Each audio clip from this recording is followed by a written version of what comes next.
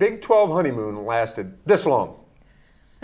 It's over already, folks, and I tell you what, the Longhorn Network has caused shockwaves around the league. It might really, really hurt things in the future. From the Opopco Studios, you're watching The Press Row. I'm Jenni Carlson with Mike Sherman. Mike, the Longhorn Network, we all knew was going to be something of a shockwave causer. I mean, you've got a big deal, lots of money on the table, but all these issues that are now coming to the fore, how is this going to affect things for the league? Well, the big problem is this whole concept of the Longhorn Network televising high school football games. This is unworkable.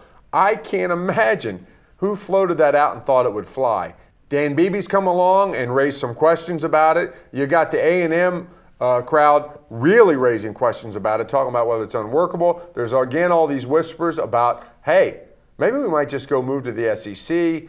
We heard that last summer. We'll probably hear it again. Listen, it works. This league works so long as people don't push the boundaries that far. And I think this Texas high school football on the Longhorn Network, it just doesn't work. Yeah, I think, we were in here a couple weeks ago talking about this issue of the Longhorn Network potentially putting a Big 12 game on the network and how that was playing around the league. Obviously, that's an issue, but that's an issue that can be fixed. You can put that game on another carrier in the market of the team that you're playing. Obviously, you're asking people to watch the Longhorn Network production, their commentators, their whole show, but people have been turning down the TV for years, and that's on some national broadcasts that have nothing to do with one of the teams involved. So that's a workable thing. But the Longhorn Network, a branded network with this school's colors, this school's mascot, this school's logo on it, showing high school games. Mike, it's so out of the realm of possibilities in what we know recruiting rules to be. It just seems so impossible to me. What's interesting is a little bit of the backstory in all this, and it's how you raise objections. Bill Byrne, Texas A&M athletic director, has let it be known. He's using diplomatic language, but he's being very direct and very public about it. There's others within the conference who don't like this. They reside in Norman, Oklahoma. And they're being a little bit less public about this. I think the tactic that everybody can trust is that the NCAA is going to be heard on this. One time there was a quaint notion maybe that the NCAA had gotten out of the enforcement business. They had really gone quiet and that they weren't really being ask Auburn, ask Oregon, ask USC, keep going.